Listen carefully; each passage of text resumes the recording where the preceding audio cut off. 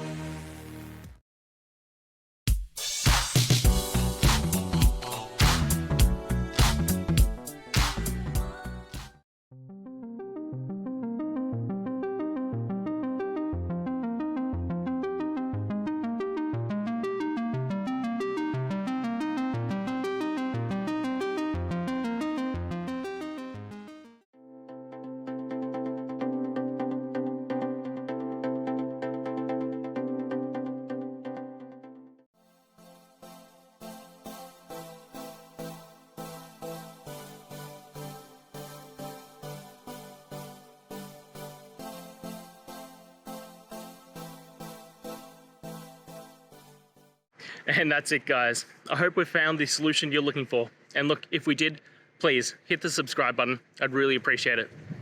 And until the next time you need technical help, I hope you have a good one.